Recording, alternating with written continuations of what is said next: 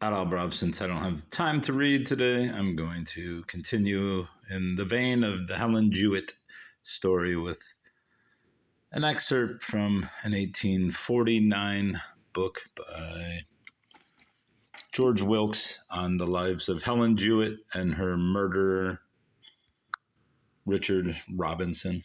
It concerns books and reading, which is obviously what this channel is mainly about. And we go to Boston. I'm not sure the exact year, but she had changed her name to Helen Marr. I believe her original name was Dorcas something. Dorcas.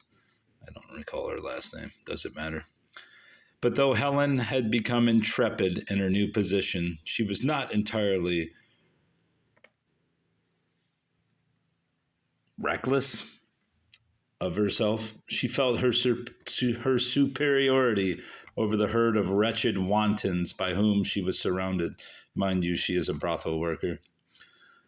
And was thus enabled to retain a pride that proved conservative against the lower walks of degradation. The guardianship of that master quality therefore kept her within the partial guarantee of a destructive class. This assumption was her due.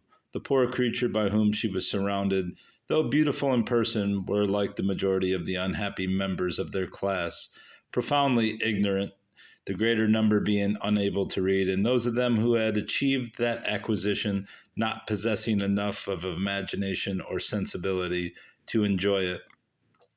In searching the novelist's page for fictitious joys or sorrows, it is a singular fact that more than one half of these unhappy creatures cannot read, that a still larger proportion of them cannot write, and that those of them who can do both rarely evince any desire to exercise the former attainment in dwelling upon the pictures drawn by writers of the vicissitudes of others.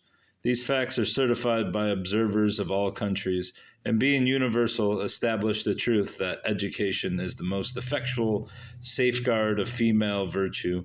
Also, that animal embarrassment vitiates the sentiments, great writing, and renders the heart concernless of the fortunes of miseries of others. A person to be fond of reading must necessarily have a good heart. For this reason, we find women usually greater readers than men, and young people more lavish of their sensibilities upon the heroes of romance than the old, whose fountains of human kindness have been seared by time or sorrow.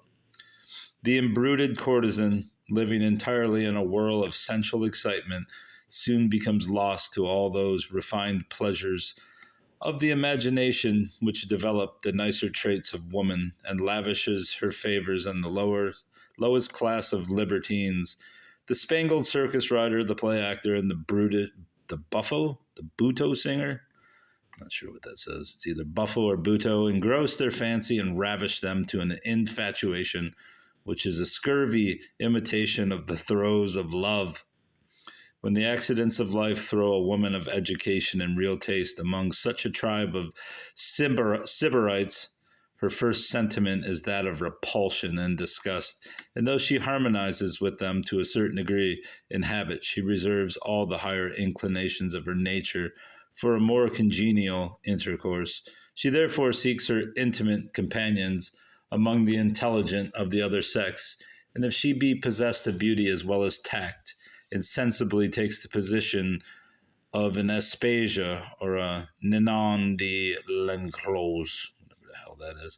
In the latter branch of the above analysis, we have described the position of Helen Marr in the house of Mrs. Bryant. Woo, that's pretty good writing. I may look for this book, quite frankly. That's all.